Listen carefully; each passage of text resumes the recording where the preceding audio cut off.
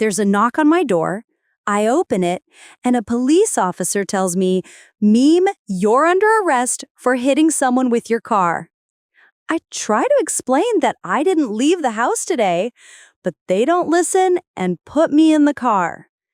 If you're ready for this journey, make sure you hit that subscribe button and give this a like so you don't miss the updates. And let me know in the comments what city you're watching from. It's always lovely to see where everyone is. I'm 66, a retired elementary school librarian with a stubborn knee and a garden that refuses to listen.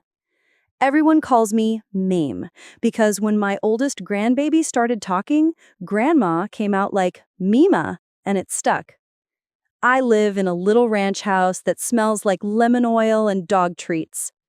My dog, Muffin, was in the front window squishing her nose against the glass when the cruiser lights splashed across my living room like carnival paint. The officer, young enough to be my grandson, with razor burn along his jaw, said my full legal name like he'd practiced it. "Ma'am, you're under arrest for a hit and run involving your vehicle. You have the right to remain silent." "Hold your horses," I said, because sometimes you have to sound exactly like what you are, a woman who has seen enough nonsense to call it by name. "I haven't been out of this house all day. I'm in fuzzy socks."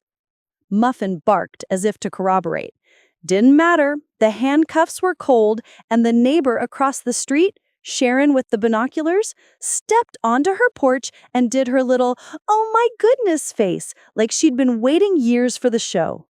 They put me in the back of the cruiser. Now, I've taught 1,000 children to use their inside voices and their outside voices appropriately. And the inside voice in my head said, "This is a mistake." The outside voice said, "Officer, before we get too far down this road, you should know my Ring camera has me in a bathrobe at 8:07 a.m., and my knitting group can confirm I was on Zoom from 9 to 11. If my Buick did something ugly, it's news to me." He looked into the rear view. "Ma'am, we saw you on a nearby convenience store camera." "Well, bless your heart," I said evenly. "Then either I've learned to teleport or we're looking at a mix-up." I'd spent the morning fussing with a sourdough starter named Dennis, after my ex-husband, for reasons obvious to anyone who's tried to make bread rise with a man who won't. I'd pruned hydrangeas, reheated coffee, and wrestled with an online form to get a senior discount on a streaming thing my daughter swore I needed. My keys weren't on the hook by the door. That would hit me later. But at that moment, I was more focused on the incredible absurdity of being told I'd mowed down a pedestrian. At the station, they did the script. Property bag, mugshot, the whole 9 yards. I'd like to say I handled it with perfect grace, but I did ask for a comb. The officer, a different one, with a dad bod and kind eyes, brought me a pink plastic comb from a drawer. He said, "You get a phone call." I called my daughter, Ellie. She's 44, the kind of efficient that scares away nonsense. "Mom, are you okay? What happened?" "They say I hit someone with my car, which would be a neat trick since I haven't put on shoes today." There was a silence, like something fizzing out. "Where's your car?" I said confidently, "In the carport." Then I saw, in my mind's eye, the empty slab of cement this morning, the little curl of unease I'd chalked up to needing more coffee. I hadn't looked out there since late last night. Actually, I'm not totally sure. "Mom?" Ellie's voice went flat. "Where's Lauren?" My stomach did that elevator thing. Lauren, my 17-year-old granddaughter, lived with me half the time because Ellie worked long shifts at the hospital. She was the valedictorian in waiting, the calm, shining girl who made honor roll look like a hobby.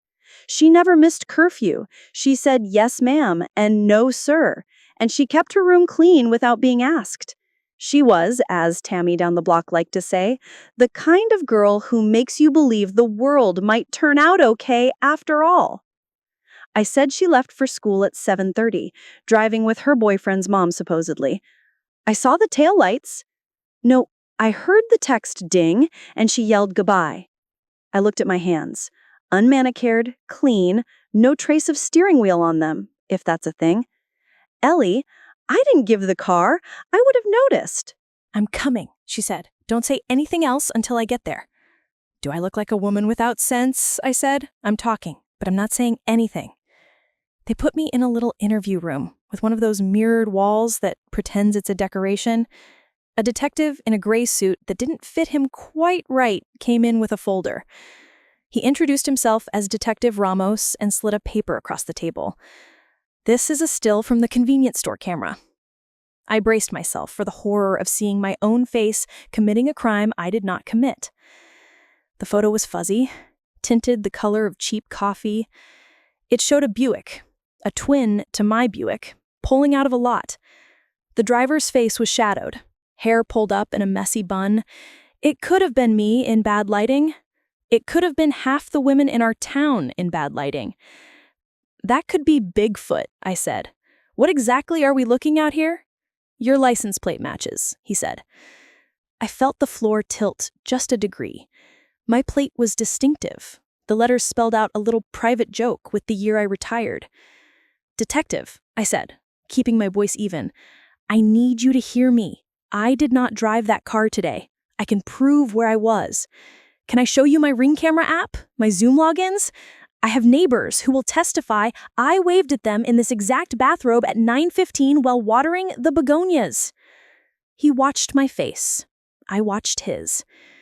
"We're checking everything," he said, which is cop speak for, "We're not ready to say we believe you, but we don't not believe you.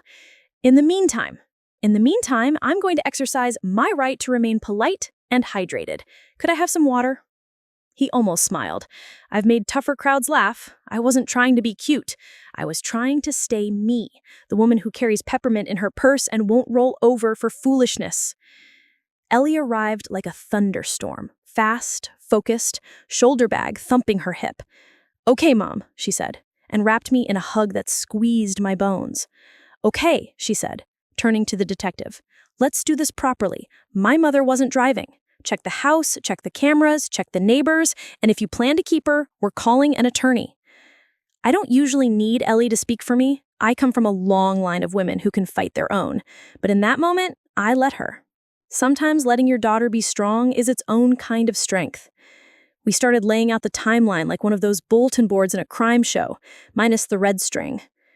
Detective Ramos had an assistant, a woman officer with ballroom dancer posture, take notes. I unlocked my phone. The Ring app showed me in a robe at 8:07, accepting a package of dog treats from the UPS man. The timestamp was bright and clean. At 8:45, there I was again, bent over in the yard, hair in its nightly satin scarf under a sun visor like the world's most confused gardener. At 9:02, the winter-stiff little group of us on Zoom, the prickly pair knitting circle, waved good morning. At 10:12, I excused myself to feed Muffin. At 10:30, I lifted my hands to show off a perfect even pearl row. At 11:03, I signed off because my doorbell rang, Pastor Joe delivering flyers about the church rummage sale. At 11:09, the neighbor's cat trotted across my porch carrying a lizard like a prize ribbon. Irrelevant, but charming. When we finished, Detective Ramos sighed and tapped his pen. "Okay, your alibi is solid at least until 11:15 a.m. The incident happened at approximately 11:27, which is exactly when Pastor Joe and I were arguing about those stuffed clowns are vintage or just creepy. His wife was in the car. She can confirm." "Already calling her," the assistant said, phone in hand. Ellie leaned in. "Mom, where are your car keys?" I looked at the hook again, in my mind. A little brass horseshoe next to the door where keys lived. Empty. I saw a flash of last night. Lauren, head bent over homework, her pencil moving like a dancer. She'd kissed my cheek and said, "Night, Mimi," sweet as pie. There hadn't been a single red flag flapping anywhere. "I think," I said carefully, "they're missing." Ellie's eyes sharpened. "Lauren, Now hold on, I said, defending before I even thought it through. We don't know anything yet. Mom. Ellie's voice had that tone you use when you've waited all the patience out of your body. Who else would take your car? Your friends? Muffin? The assistant officer returned. Pastor's wife confirms. She says she's got a picture of you holding a porcelain clown and grimacing like you smelled something. That tracks, I said. Those clowns gave me the heebie-jeebies. Detective Ramos stapled his fingers. Here's what we have. Your car's at the impound lot. The front bumper is cracked. Driver's side headlight smashed. There's paint transfer that looks like it came from a crosswalk sign.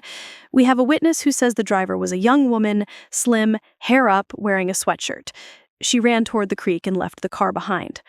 The victim walked away. We're locating him. The license plate and VIN match your vehicle. You didn't drive it. So our next order of business is, who did? All eyes slid to me like I had a Rolodex in my head of suspects. I had one, and I didn't want to say her name. That right there, choosing between my granddaughter's protection and the truth, felt like being sawn in two. I need to call Lauren, I said. Ellie was already texting. I saw the tiny chat bubble, the gray dots, then nothing, then typing again, then nothing, then a single message. In class, can't talk. Send location, Ellie typed. 3 dots, nothing. I'll have a patrol swing by the school. Quietly. We're not trying to set off an alarm bell. I looked at the mirror, at my face beyond it. 66, yes. But my eyes were my mother's eyes, and my mother's eyes never looked away from a hard thing. Detective, whoever took my car hurt someone. I care about that man. I also care about whoever's scared enough to run from it. But I'll tell you this much. If you think you're going to make me into your story's villain because it's easy, because I'm an old woman whose car is on a hook, you've miscast me. He nodded. Fair enough. Let's find the truth. They released me to Ellie with an apology that wasn't an apology. You're free to go, the dad-bod officer said, handing me back my ring of keys, found on the passenger seat. There was a new key on it I didn't recognize, a cheap silver thing painted with flamingos, like something from a mall kiosk. What's this? I asked. Ellie squinted. That isn't yours. It isn't, I agreed, sliding it off and slipping it into my pocket like evidence, which is what it was. We stepped out into the late morning glare. The pavement smelled like a hairdryer. Ellie rubbed her forehead. Mom, I'm going to drop you at home and go to the school. I'm going to the school. You can let me do anything I decide to do, I promise. I won't storm the cafeteria, but I'm going to lay eyes on that child. She looked like she wanted to argue, then her phone buzzed. The hospital calling. She closed her eyes. Fine, call me the minute you see her. I will. And Ellie? Yeah? Bring home something for dinner. Something we can stab with a fork without looking at it too hard. She smiled despite herself. Meatloaf it is. On the way home, I had the sudden image of Lauren at 7 years old in little pink sneakers, racing down the library stacks while I shushed her with one eyebrow, a superpower I developed in 1989 and have never lost. She'd come to me every Wednesday after school, sticky with snack time, and lay on the carpet while I read Charlotte's Web. When Charlotte dies, Lauren put her hand on my wrist and said, Don't worry, Meme. She had a lot of babies. That's the thing about memory. It will try to save you from the ugliness of now by handing you something tender. But now had sharp edges, and I needed to keep my eyes on them. Back at the house, Muffin launched at me like a furry missile. I gave her a treat and checked the carport as if my Buick might have magically reappeared in its spot, unscathed. The rectangle of emptiness looked indecent, like someone had stolen a tooth from my smile. I went inside and looked at the key hook, empty. I opened the junk drawer, where spare keys go to die, and found only rubber bands, batteries, and a menu for a Chinese place that closed in 2017. My phone pinged, a text from a number I didn't recognize. A grainy photo of the Buick at an angle, the bumper caved on the left, the hood spattered with pollen, and something darker. Underneath, Sorry, it was an accident, I swear. I'll fix it. Please don't be mad. Who are you? I typed. No response. I walk through the house looking for signs. Lauren's room was immaculate. She's that kind of girl. Bed made with hospital corners, books stacked in tidy piles, a corkboard with college brochures in hopeful blues and golds. On her desk, a note scribbled on the back of a homework sheet. It wasn't to me. "I'll make it right," it said, without a name. "I just need time." The clock in the hall ticked like it was trying to outrun itself. I went to my little command center, fancy name for a desk with good lighting, and opened my laptop. I pulled up the ring footage from last night, then early this morning. There she was, at 6:43 a.m., my granddaughter, in her oversized hoodie, hair in a top knot, slipping out the front door. She looked sleepy, not sneaky. She moved to the carport, off camera for a second, then reappeared with my keys on their jangly ring. She glanced up once at the camera, not directly into it, more like you do when you know something's there, but it isn't for you. Then she was gone. My insides went cold and hot at the same time. There's no eloquent way to describe the feeling when someone you love betrays your trust. It feels like the floor changing from tile to water under your feet. And just when he thought he had me backed into a corner, he forgot who he was dealing with. Stick with me, because you'll want to see how this plays out. I made a pot of strong coffee. I called the florist near Maple and 3rd. "Ma'am, this is going to sound odd," I said to the woman who picked up, "but I'm the owner of the Buick that knocked over your crosswalk sign this morning." "Oh," she said, cautious. "I didn't do it," I said, "but I need to know what happened." She exhaled. "We heard the screech. My assistant ran out and saw a young woman get out of the car. She was shaking. She kept saying, 'I'm sorry, I'm sorry,' and then she took off. The man she hit, well, clipped really, he sat on the curb and waved away the ambulance. He was mad, but he didn't look broken.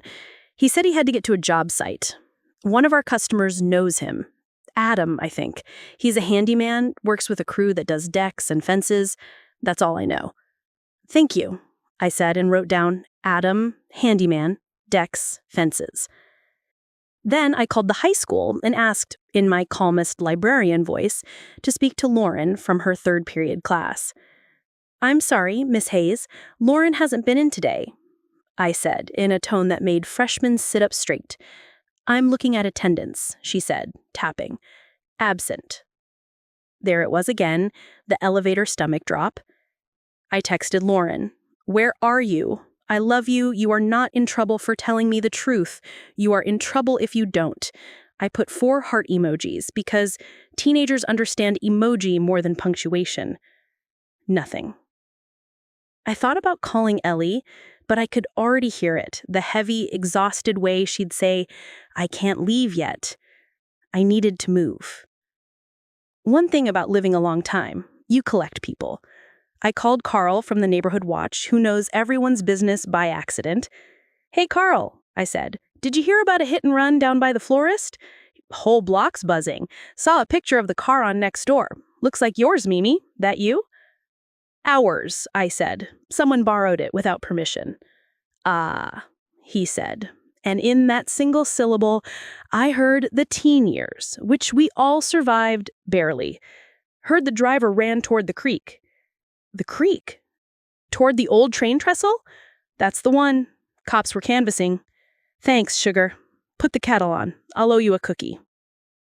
I changed out of my robe and into jeans and a soft blue sweater that says, "World's Okayest Gardener," because I find people help you faster when you look exactly like what you are.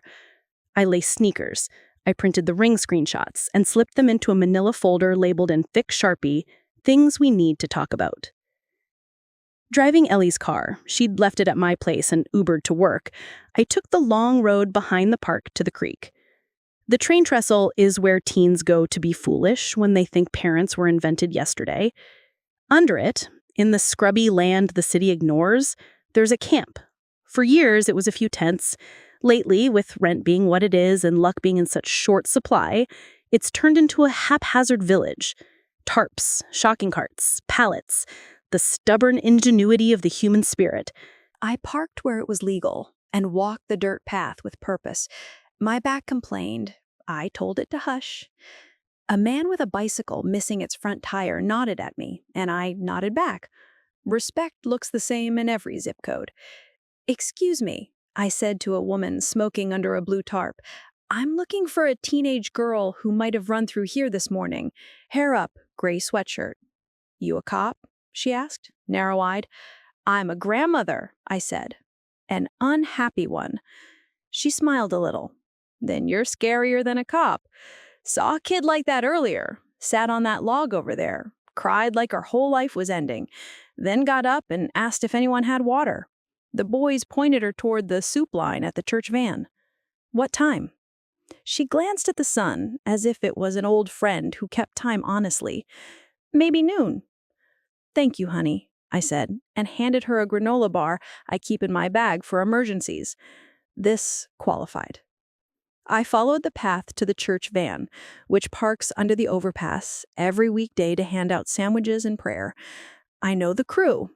I make egg salad for them sometimes when I'm feeling generous and caffeinated. Deacon Mike recognized me.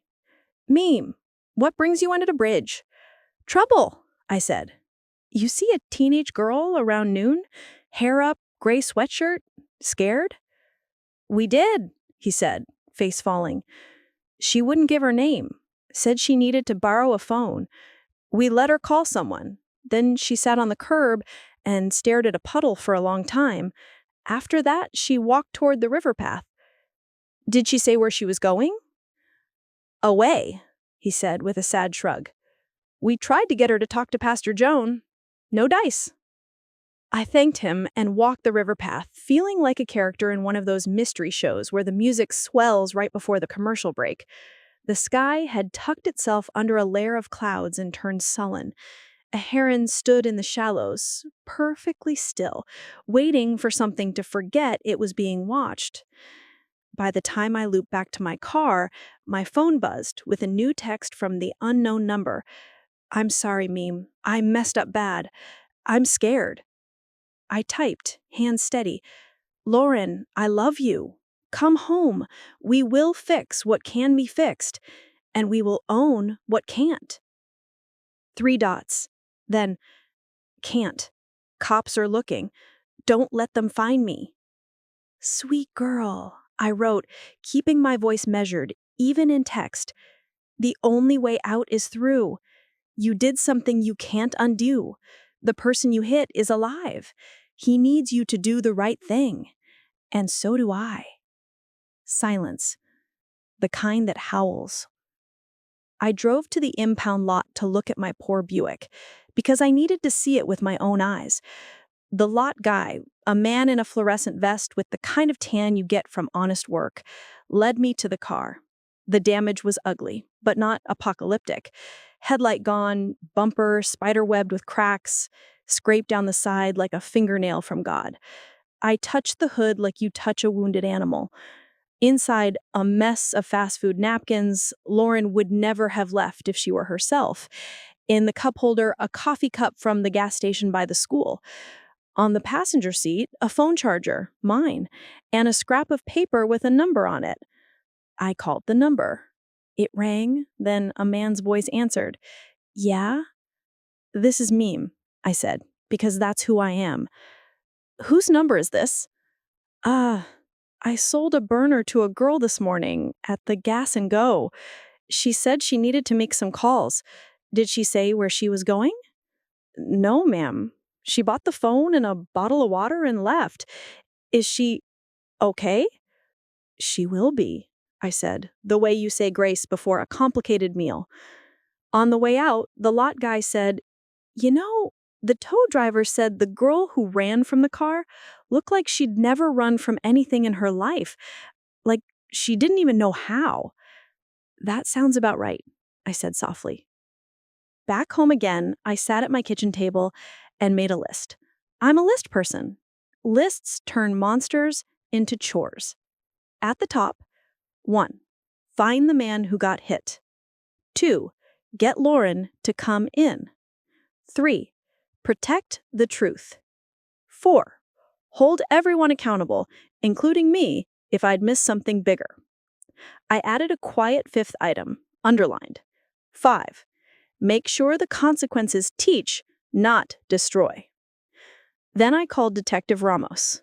Detective, I said, I have more information for you.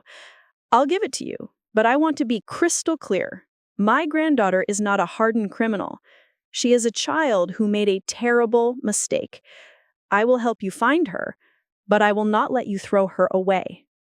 I don't want to throw anyone away, he said. We just want the truth. Also, update. We found the pedestrian. Name's Adam Flores. He went to urgent care after the fact. Sprained wrist, bruises. He's gonna be okay. He's angry, but he's okay. I closed my eyes for a second. Relief is a physical thing. It floods you. Thank you, I said. I'm going to reach out to him. You do that, he said. And Mimi, if your granddaughter contacts you, she already did, I said, because I am many things, but I am not a liar. She's scared. I'm working on her.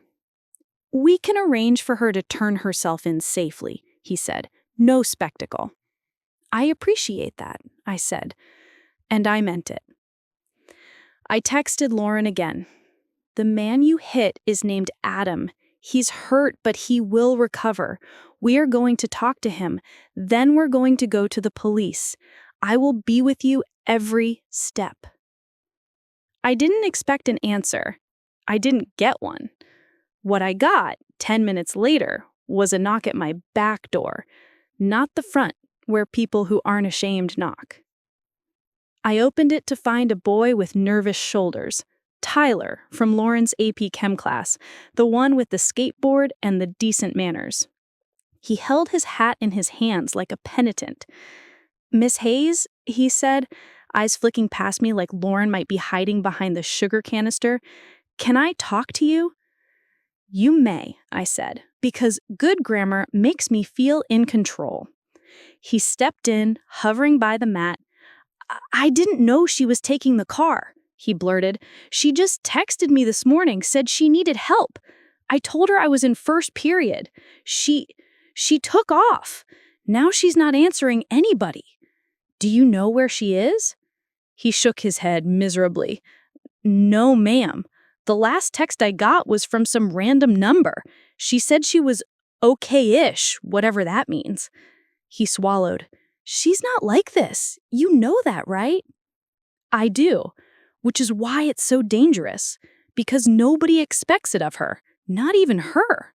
That's when people make their worst choices. He nodded, like he understood, and then clearly did not know what to do with his hands. I poured him a glass of water because hydration is the universal solvent. He drank it too fast and choked a little. I patted his back and he looked at me with watery eyes. I'm sorry, he said, as if he built the road she drove on. You're a good boy, I said. Go to class. Text me if you hear from her. Here, I handed him a little card with my number, because I am the kind of grandmother who has little cards with her number. Tell her I'm not mad. Tell her I'm busy. Busy? He repeated, confused. Busy making sure the story ends the right way. And tell her she'd better get herself into that story while she still gets to choose her entrance. He nodded, stuffed the card in his pocket and left, the screen door sighing on its hinges. For the first time since the cuffs clicked, I allowed myself a small, bitter laugh. The irony of being the one arrested when I hadn't even put on shoes. If I didn't laugh, I'd cry, and I was saving my tears for later, in the bath, with the good lavender salts I save for existential crises. I dialed the number Deacon Mike gave me for Adam's foreman. He answered on the second ring. Ramirez Decking? He said, Mr. Ramirez, this is Mimi Hayes. I believe one of your men, Adam Flores, was involved in a minor accident this morning with my car. There was a pause, then a guarded cough. He told me. He's banged up, but he won't sit still.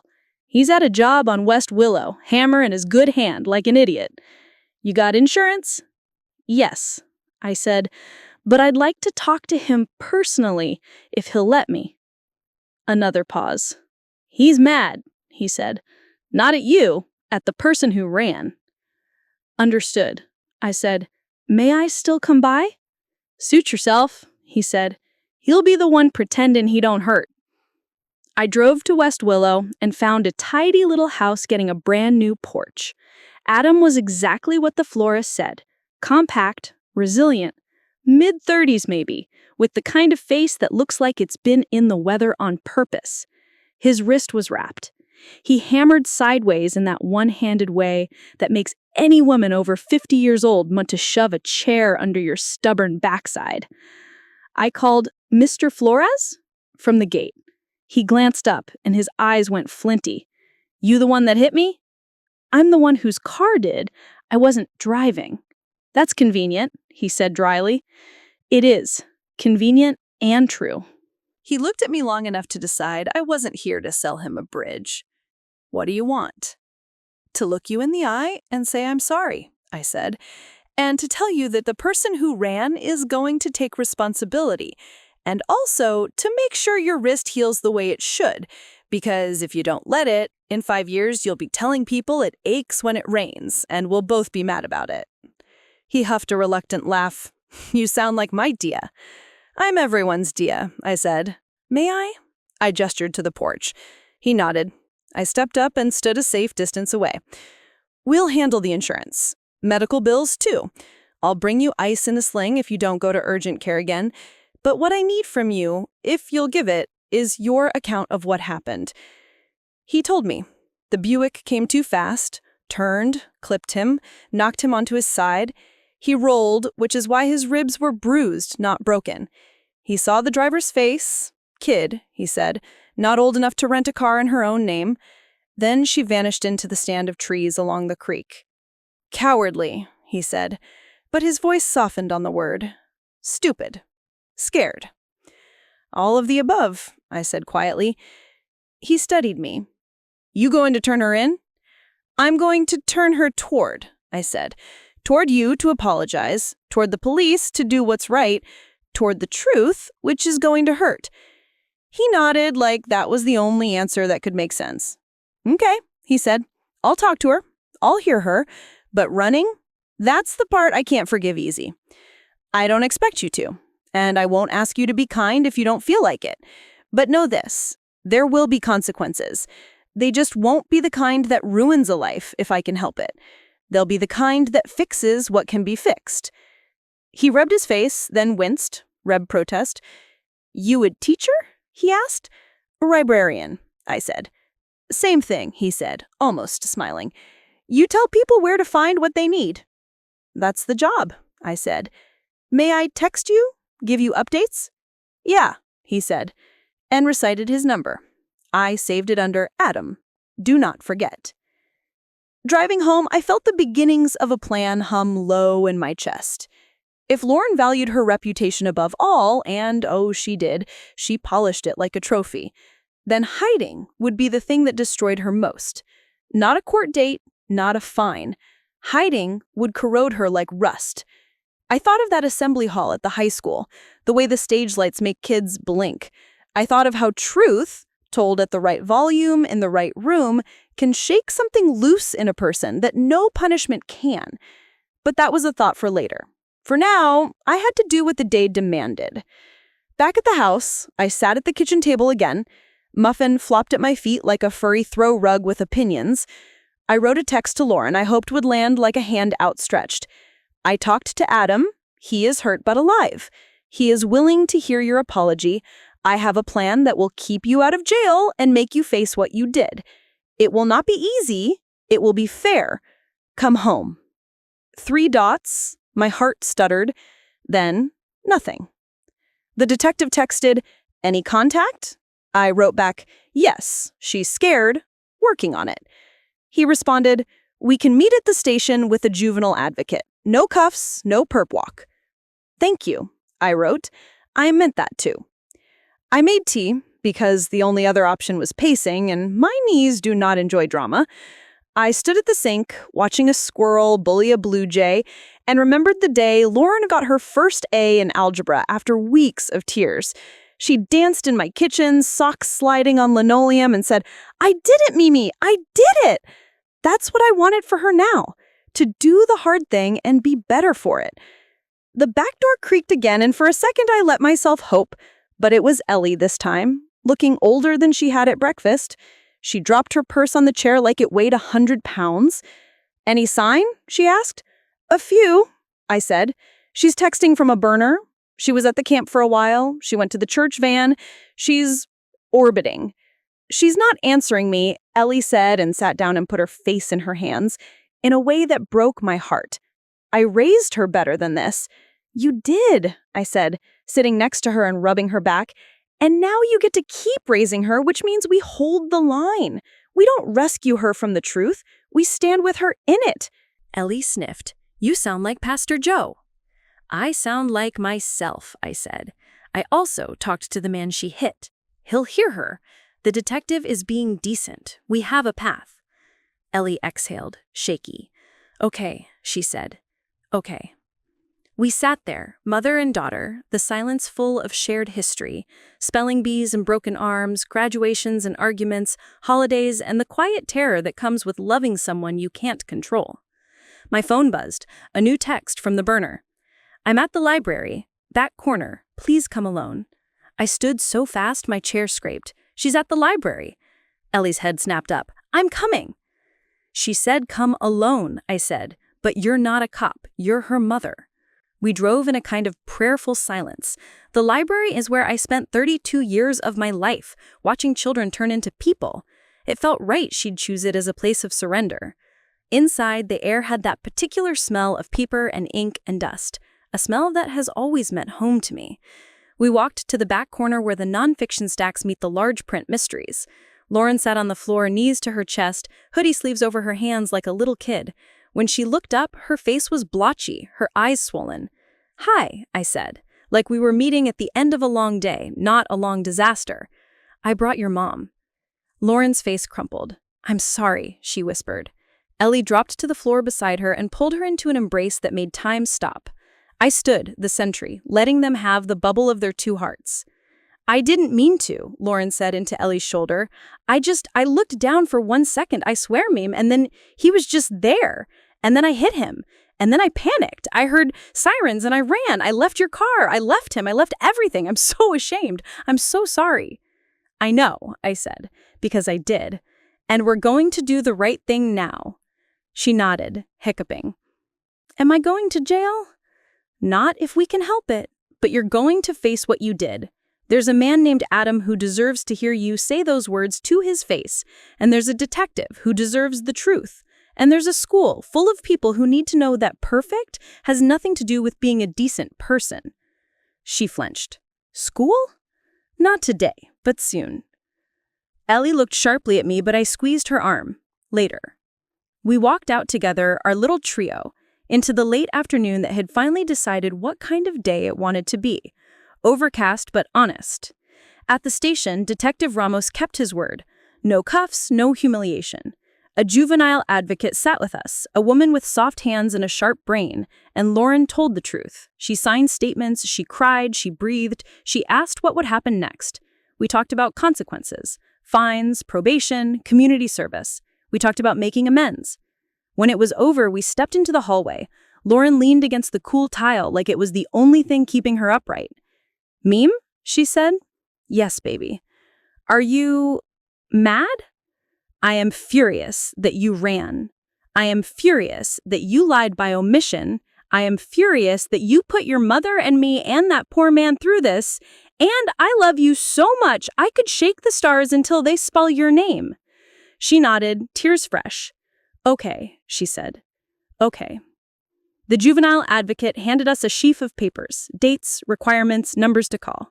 Luckily, no one was killed. The pedestrian escaped with minor injuries. This could have been much, much worse. "Luckily," I said, tasting the truth of it like a bitter seed.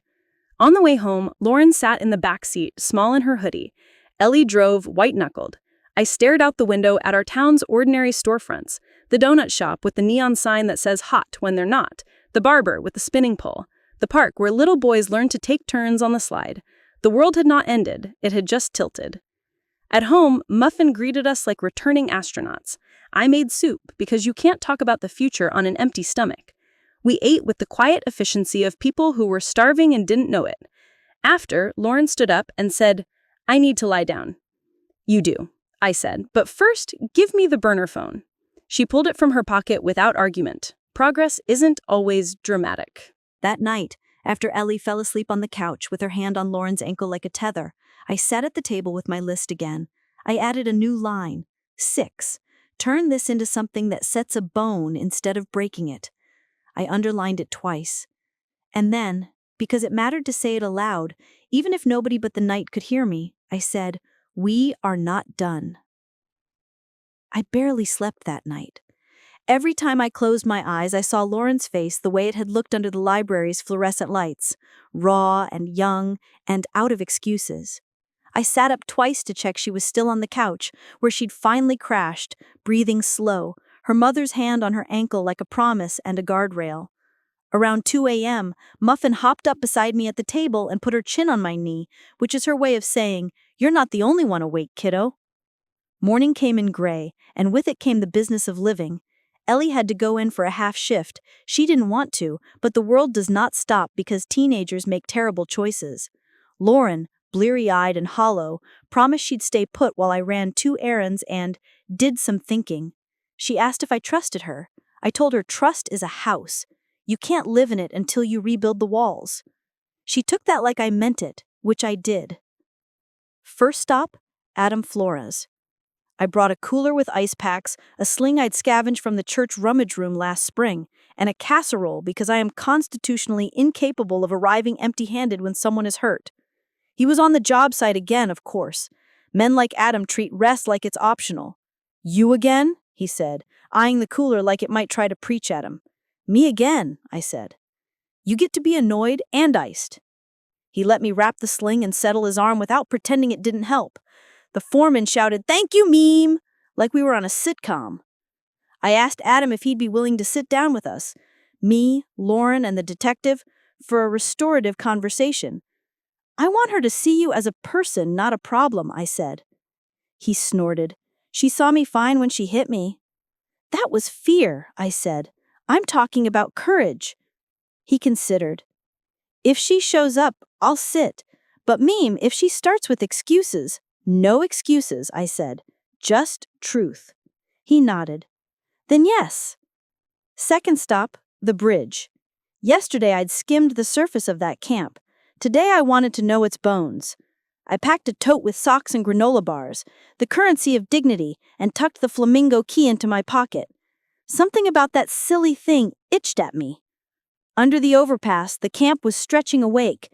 Coffee boiled over on sterno, laundry hung between shopping carts, a dog with a mangled ear thumping his tail when someone scratched the good spot. The same woman who told me about Lauren waved with 2 fingers. "You again," she said, amused. "Me again," I said, and handed her 2 pairs of socks. "I'm looking for the place where that girl sat yesterday, and I'm looking for anyone who saw who she talked to." A man with a beard like a thicket and a kind, distracted gaze pointed at the log. "Sat there, cried ugly," he said. "She talked to Mason, tall kid, buzz cut, hoodie with some skull on it. Stays over in the far corner with the shopping cart corral. Always hustling something, vape pods, junk jewelry, flashlight batteries, thinks he's running a strip mall." My stomach folded itself into origami. Where would I find Mason right now? The bearded man scratched his temple with a plastic spoon. "He does breakfast at the corner store. Sits on the curb like it's his office. Comes back with those energy drinks that taste like melted popsicles." I thanked him and left a line of granola bars like breadcrumbs. On my way out, I spotted something familiar near the log. A thin gray sweatshirt, rolled into a ball and stuffed behind a pallet. I pulled it out. The tag was marked with a little L, my initial from the laundry marker, the one I use when the good towels get ideas about wandering. It was Lauren's. The cuffs were damp with yesterday. I folded it carefully and slid it into my tote. The corner store had a cracked sign and a bell that announced you whether you liked it or not. Outside, on the curb, sat our boy, 17 going on invincible, backpack at his feet, a can of neon green energy in his hand, and a moral compass that likely pointed to whatever gets me by. I walked up slow, like you do with the skittish horse. "Mason?" I said. He looked up, eyes scanning for cops, debt collectors, or math teachers. "Who's asking?" "Someone who believes you saw my granddaughter yesterday," I said. "The one who borrowed a car and collected a mistake." Something shifted in his face, tiny, but there. Guilt looks different on every body. On him, it sat like a shadow at noon. "I don't know anything," he said, which is the song teenagers sing when they know everything. "I have 2 things for you," I said, settling myself on the curb like I'd planned to have breakfast there all along. "One is sandwiches for the camp because I asked the church van to come early. The other is a flamingo key." I held it up. It flashed ridiculous in the pale light. His eyes snagged on it, the way a kitten snag on a string. "Where'd you get that?" "Passenger seat of my car," I said mildly. "It doesn't fit any lock I own, but it looks like something you would sell 3 for $10 near the gum rack." He recovered. So, I think you sold my granddaughter a burner phone and a key this morning," I said, "and I think that key opens a cheap little lock on a storage bin tucked up under the bridge, and I think inside that bin are things you told her to stash when she panicked. Maybe a hoodie that looks like hers but isn't, maybe a little cash, maybe something you didn't want the police to see." His jaw set. "You got a big imagination for an old lady." "Librarians deal in evidence," I said, "and my imagination is only as big as your mistakes." He took a long pull off his drink, eyes unblinking. "What do you want?" "I want you to stop thinking you're the main character," I said gently. "You're a chapter, baby, a cautionary one. And I want information." He snorted, but the edge had dulled. "She came through freaking out," he said, voice low. "I didn't tell her to run. She was already running. I just told her to get rid of the stuff in her pockets. She had a phone that would ping, and your car fob, and..." He caught himself. "And?" "And a little bag of vape pods she was trying to return to me for cash because she needed money for senior fees," he said, defensively. "Not drugs, lady, vapes. I told her to put it all in the bin, catch her breath, and call someone who loves her. She wouldn't give me a name. Kept saying, 'I ruined my life. I ruined my life.' That line gets said a lot under that bridge," I said softly. "Where's the bin?" He hesitated. I pulled the flamingo key back and forth by its cheap little chain until it caught the light again. "Back corner," he muttered. "Next to the orange tent with the busted zipper. There's a stack of milk crates. The bin's under the bottom one." "Thank you," I said. "And Mason?" He rolled his eyes. "What?" "Your hustle's gonna cost you more than it makes if you keep making yourself an accessory to other people's disasters. There's a difference between surviving and circling the drain." He stared at the can for a second like it could answer for the adults who failed him. "You done preaching?" "For now," I said. "Change is a long sermon." Back under the bridge, I found the orange tent and milk crates, and there it was. One of those cheap plastic shoe boxes with a lock that looked like a toy. Flamingo key, meet your destiny. Click. Inside, Lauren's car fob, the burner wrapper, a wad of tissues, the vape pods, and, oh, sweetheart, a folded note in her careful handwriting. "Mimi, if you're the one who finds this, I'm sorry. I'm trying to fix it. I panicked. I didn't mean to run. Please don't hate me. Please don't let them take me away.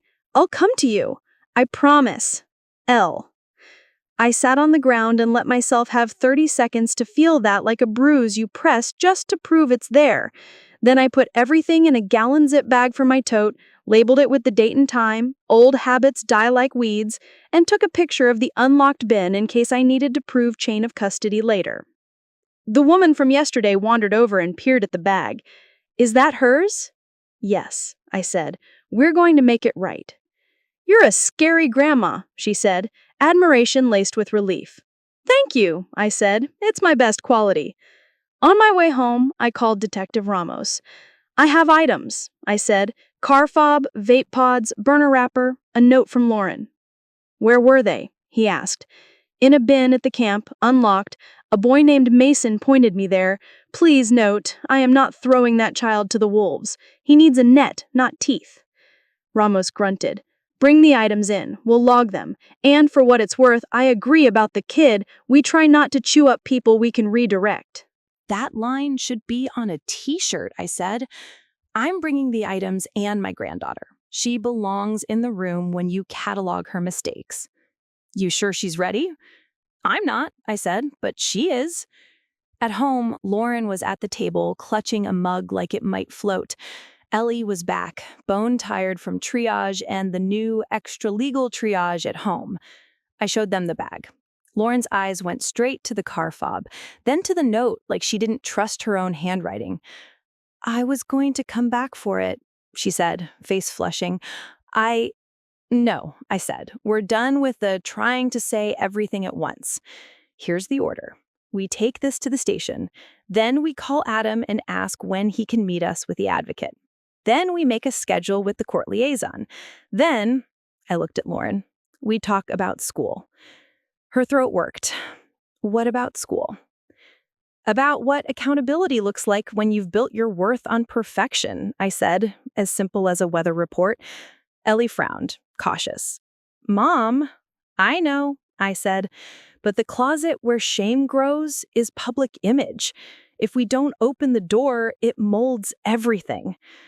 Lauren put her head in her hands. Everyone will hate me. Some people already do, and they don't even know you, I said. Other people will love you more because you tell the truth when it costs. She swallowed and looked up, eyes wet, but committed. Okay. At the station, Ramos took the bag like it was an ordinary Tuesday, which for him, it was. He logged everything, asked Lauren to initial where appropriate, and didn't once raise his voice. The juvenile advocate, Miss Polk, set a meeting for the next day with Adam. This is voluntary for him. If it happens, it's about harm and responsibility, not punishment. You hear him, he hears you. You agree to certain steps. Sometimes that looks like community service. Sometimes it looks like a plan to pay for medical bills. Sometimes it's as simple and as hard as showing your face. Lauren nodded, like every word was stitching something back together in her. I want that, she said. And your school? Miss Polk asked, glancing at me like maybe we'd already had this talk. We'll handle the school, I said, and we'll do it thoughtfully. Back home, I pulled out my calendar. A woman without a plan is a kite without a string. We blocked out court dates, work shifts, sleep. Then I closed the book and put my elbows on the table. Lauren, I said, meeting her eyes, I know why you ran. Her eyes flicked away and back. Because I was scared? Because you care about your reputation more than your integrity, I said, not unkindly. You've been told you're perfect so long it became your religion. And this was your heresy. You thought if anyone saw it, you'd be excommunicated from every good thing. So you did what zealots do when they're cornered. You fled. She blinked, wounded, then curious, then, bless her, open. Okay, I said. It ends now. We're going to rebuild, and it's going to be on something stronger. Your college essay is going to be a barn burner. She actually laughed, a small bark of surprise. You really think I can still... Baby, you made a mess, not a crater that swallowed the moon. People come back from worse by telling the truth and doing the work. And you are, whatever else, you are a worker. We made grilled cheese for dinner and ate them like penitents. After, I took Lauren for a drive. Not to anywhere special, just around our little town, through the streets where she learned to bike, and behind the school where she learned to parallel park, between two cones like a champ, a skill that evaporated yesterday, apparently. I pointed out the ordinary, the hardware store that still cuts keys for free if you're nice. The park bench with the plaque for Mrs. Ransom, who used to bring orange slices to T-ball. The mural on the post office painted by bored teenagers who turned out to be talented. This is your place, I said. Part of apologizing is remembering you belong to it. We passed the high school. The marquee said, Senior Awards Night Friday. Lauren flinched like she'd been slapped. I'm supposed to give the keynote. Valedictorian speech preview. The principal emailed me last week.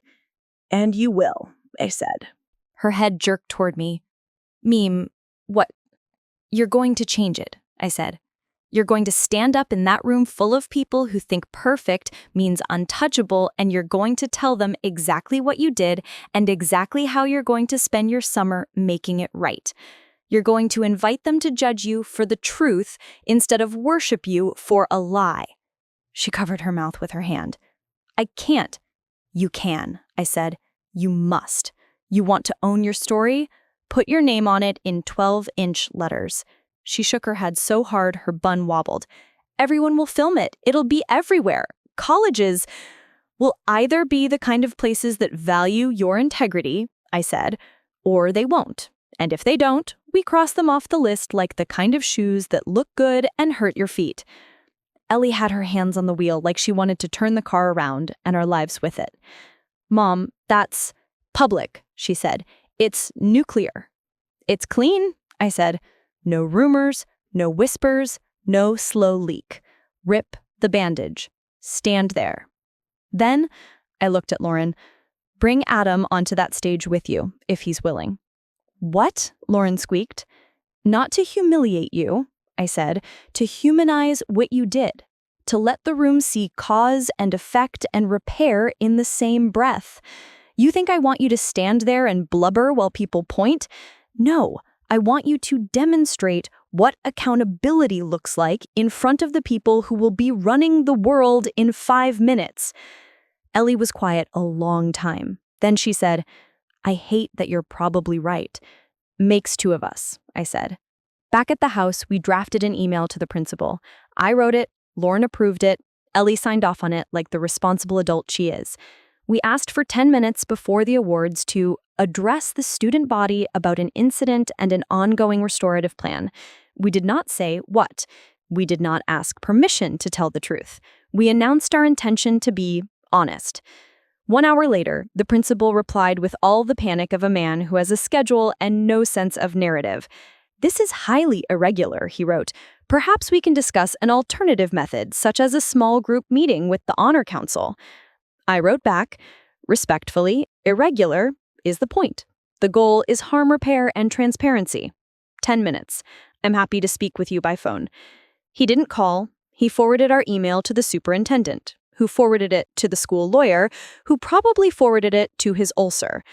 Meanwhile, I texted Adam and asked if he'd consider standing with us at the school on Friday, purely as a witness to the process, no speeches required unless he wanted. To my surprise, he texted back a thumbs up and, if she's brave enough to do it, I'll be brave enough to show up. Good man, I wrote. We'll be in touch. The next afternoon, we met Adam with Miss Polk in a little conference room at the community center that smells like coffee and hope. Ellie sat across from Adam and told him everything. How she'd taken my keys without asking, how she'd looked down at the buzzing phone because she was drafting a text to her guidance counselor about scholarship paperwork, how she'd turned, and how he'd been there. How the world had narrowed to a point and then exploded. I heard sirens, and I saw your face, and I saw my whole life, and I ran. I ran because I couldn't think past what it would do to my school, my transcript, my mom, my meme. I am so ashamed. Adam listened like a person listens who's had to teach himself to do it. He asked questions that weren't traps. He said, your fear doesn't excuse it. And she said, I know. He said, your running hurt me more than the bumper. And she said, I know.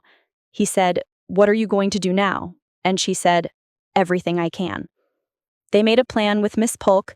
Lauren would cover Adam's urgent care bill and any follow-ups not covered by insurance. She'd log 200 hours of community service at the shelter and at the church fan. Deacon Mike was thrilled and slightly terrified. And she'd speak once to the sophomore driver's ed classes about what panic does to your brain and what to do instead. And she'd stand on a stage and own it in front of her peers so that secrecy couldn't rot her from the inside out. When it was done, Adam stood and offered his good hand. Lauren took it like it was the last rung of a ladder. I accept your apology, he said. I will not forget what you did. I will watch what you do next. That's fair, she said. As we walked out, Miss Polk touched my arm. I don't usually recommend the public piece, she murmured, but for her, I think you read it right. It's surgical. Truth is anesthesia and a scalpel, I said, if you're lucky. That evening, the principal finally called. Miss Hayes, he began, throat tight, we cannot turn the awards night into a confessional. We're not, I said, almost cheerful. We're turning it into a demonstration of character. Isn't that what your banners say out front? Character counts. We have protocols, he said, which is something men who fear losing control say when faced with women who've already decided. You also have a student who is going to do the right thing with or without your microphone, I said. Would you prefer to shape it with us or read about it on Facebook with everyone else? A long, ragged sigh. 10 minutes, he said. 12 if she stays on topic. A staff member will stand nearby to cut the mic if necessary. If you cut the mic while my granddaughter is telling the truth, I said softly, you will regret it in ways your PR department cannot fix. Silence. Then, 10 minutes. We'll adjust the program. Thank you, I said. It will go better than your nightmares. He made a sound like he didn't have nightmares, only spreadsheets. I hung up and looked at Lauren, who looked like someone had fitted her spine with new steel and then hung a boulder from it for balance. It's on, I said. Her eyes filled again. I'm afraid. Good, I said. Fear means you know it matters. We wrote her speech together, me and Ellie mostly watching while Lauren fought with the words until they told the truth without flattery or flinching. No melodrama, no excuses, no, if anyone was hurt, that passive nonsense that politicians use. She said, I hit a man with a car and ran. She said, I made my fear more important than his body. She said, I thought my reputation was worth more than his pain. I was wrong. She said, here is what I'm doing to repair the harm. She said, if you see me this summer, I'll be handing out sandwiches under a bridge. Please don't make me a hero for it. I'm learning to be ordinary and reliable. She said, if you want to talk about it, I'll be the one with the hairnet and the red cooler and the look on my face that says, I am learning to listen. When she finished reading it aloud to us, the room was quiet in that holy way. No tissue paper rustle, no throat clearing, just the sound of a story finally choosing its owner. And just when he thought he had me backed into a corner, he forgot who he was dealing with. Stick with me, because you'll want to see how this plays out. The next day, I went back under the bridge, not because I needed to, but because I owed the camp an update. You don't waltz into people's lives, collect information, and disappear. I told the woman with the cigarette the plan. I told the bearded man we'd be there with the van more often, Lauren slicing oranges and wrapping sandwiches and learning everyone's names. I told Mason I expected him to bring his hustle above board. If he wanted to sell things, he could organize a table at the church rummage sale and keep the profits as a start-over fund if he stayed out of trouble for 60 days. He rolled his eyes again, but he took my number and said, fine, Mimi, like I drafted him into the army. At home, we practiced the speech without practicing the tears. We pressed a blouse. We called Adam to confirm he was still willing to come stand in the back. No fuss. He said yes, and also, unexpectedly, I have a sister who's 15. If she made a mistake like this, I'd want somebody to help her do it right. The day of the awards, the auditorium hummed with the particular rustle of people who love applause. Programs fluttered, the stage gleamed, the trophy table looked like a buffet of shiny sugar. I squeezed Lauren's hand and felt it squeeze back, human and brave. The principal did his opening. Names were called. Parents cheered like we were at a football game, which, honestly, I appreciate. We should whoop for GPAs the way we do for touchdowns. Eventually, he cleared his throat and said, "Before we proceed, one of our seniors has requested a moment." Lauren walked to the podium. The auditorium adjusted itself around the sight of her. The golden child, the straight A, the unblemished. Some kids straightened like their queen had arrived. Some leaned forward, hungry for inspiration like it was a smoothie. Some rolled their eyes because that's what they were born to do. Lauren took a breath. She did not smile. She did not try to charm them. She put her paper down and looked up, and when she spoke, her voice carried like a truth you couldn't pretend not to hear. But that, my friends, is part 3. I stood in the wings with my sensible shoes and my spine made of equal parts rage and mercy, watching my granddaughter square her shoulders at the podium like she'd been born on a stage and was only just now deciding to use it for something that mattered. The auditorium's lights gilded everything. The banners, the beaming parents, the kids who'd mastered a certain kind of grin that photographs well. The room smelled like hairspray and achievement. Ellie was in the 4th row, clutching the program so tight it had a new crease. Adam stood at the back, out of the splash zone, a simple man guarding the complicated line between justice and grace. Deacon Mike had slipped in too, in case Lauren's courage broke and someone needed to catch the pieces. Lauren didn't read the first line on her paper. She looked up and said, clear as a bell, "My name is Lauren Hayes, and I need to tell you what I did on Tuesday morning at 11:27. You could feel it, the crackle as 1,000 assumptions paused mid-stride. I took my grandmother's car without permission.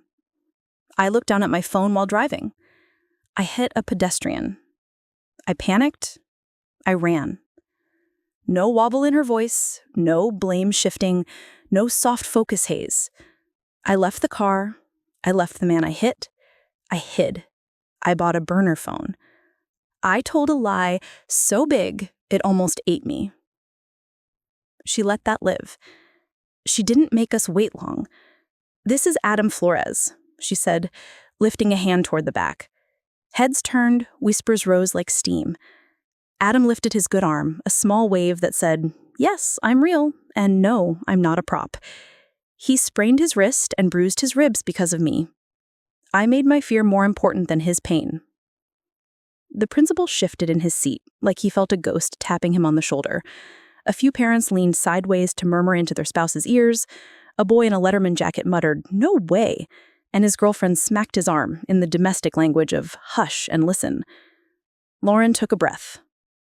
I've been built, by grades and praise and the way I brush my hair, into someone you think doesn't make this kind of mistake. I believe that about myself too.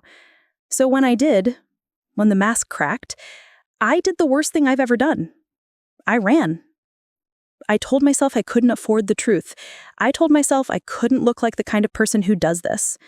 I pretended I was too poor in courage to stay.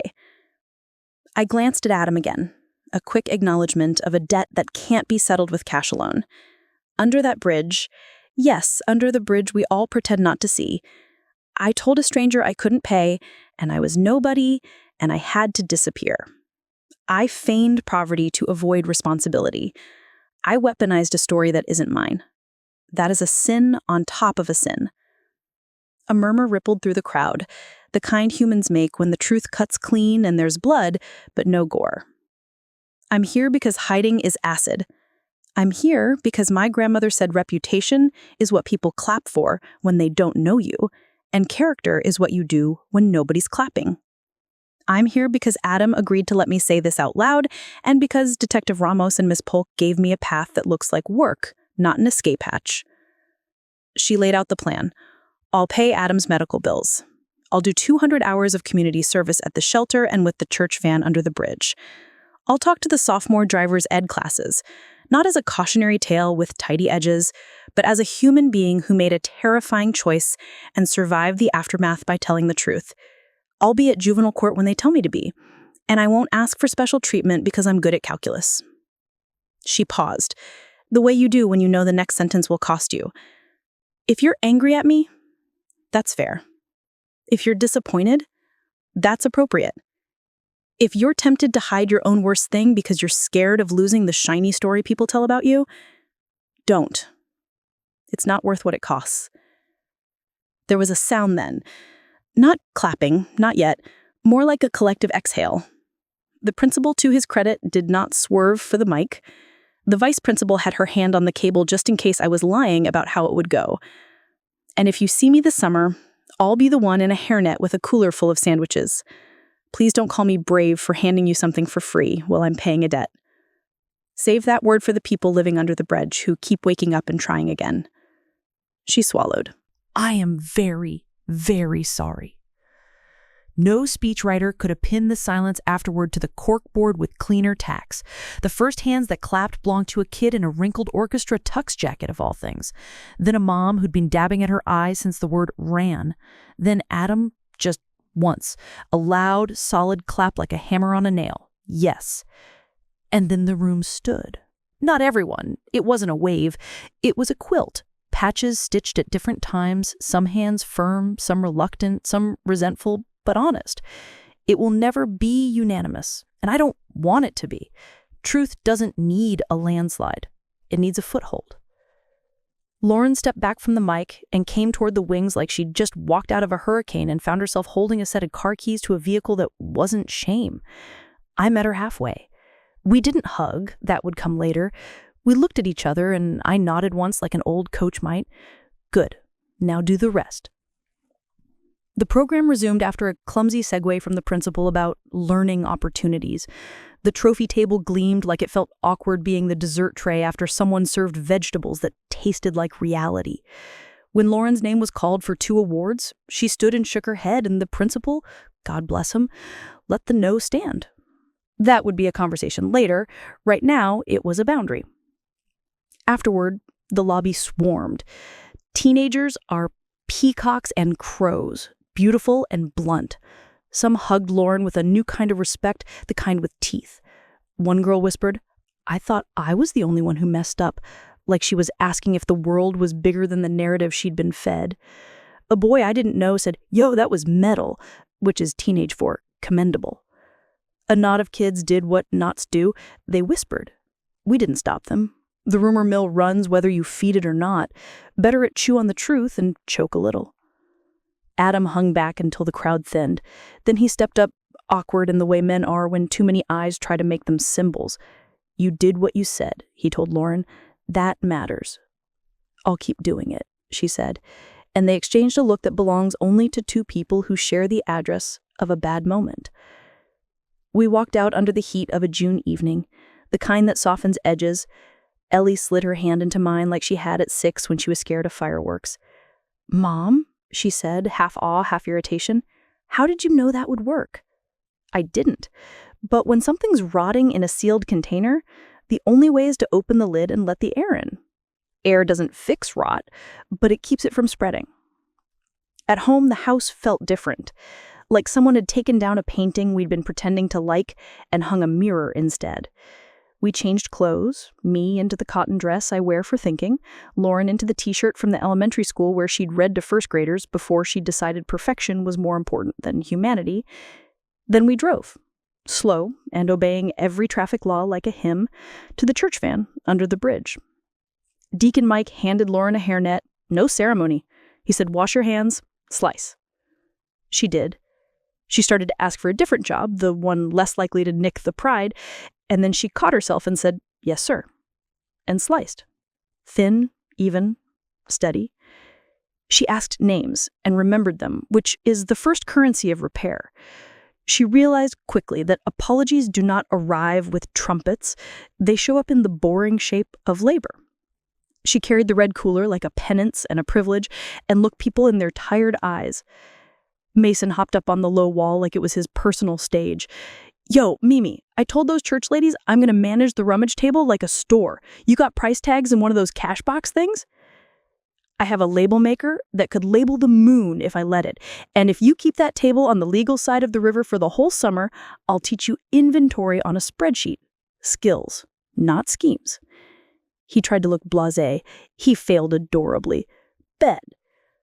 As the sun grazed the bridge in that tender way it does when it wants to make a ruin look romantic, a woman with a baby strapped to her chest stepped up for a sandwich.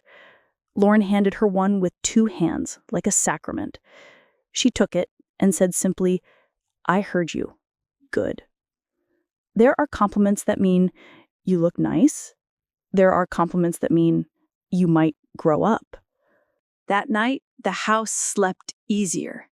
Not because the consequences had vanished, they'd only just introduced themselves, but because we'd turned on the light and the monsters had to stop pretending to be furniture. The next morning, the other shoe dropped. It always does. An email dinged from the superintendent requesting a meeting with me, Ellie, and Lauren. The subject line was the bureaucratic poetry of people who never expect an old woman to bring a storm. Community concerns. I called the school, set the time, and brought a folder so thick it could have held a casserole if paper were pasta. The restorative plan, the receipts from urgent care, the email chain with the principal, the juvenile advocate's notes, photos of the Underbridge program, and a clean copy of Lauren's speech in case anyone wanted to misremember it on purpose. We arrived to find the principal, the superintendent, a district lawyer in a suit the color of new asphalt, and a guidance counselor whose expression said she loved kids more than rules and was trying to do calculus between those two truths. The lawyer started. Of course he did. Ms. Hayes, as if I'd committed fraud with a book cart. While we appreciate your granddaughter's candor, the district has received complaints that last night's speech constituted a disruption. From whom? I asked, because that word is the knife that slices fog into fog pieces. He shuffled papers like they'd answer politely. Various parents who felt the ceremony was not the place for confessions of unlawful activity. It was the exact place, I said pleasantly. A room full of young people celebrating character while privately dying of the disease of image. Perfect timing. He did not smile. Additionally, there is concern that the district could be exposed to liability by platforming a student admitting to a crime on school property. Platforming truth is not a liability, but a public service. And unless you think a rostrum magically turns teenagers into plaintiffs, I think we're safe. The superintendent cleared her throat. We are proud of Lauren's academic career. We are also responsible for our community's expectations. Going forward, we'd like to keep restorative processes smaller.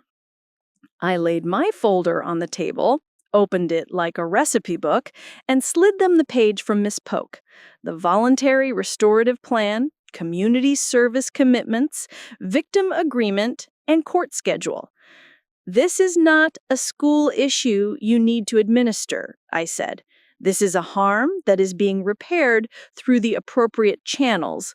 The speech was part of Lauren's personal accountability, not a district program.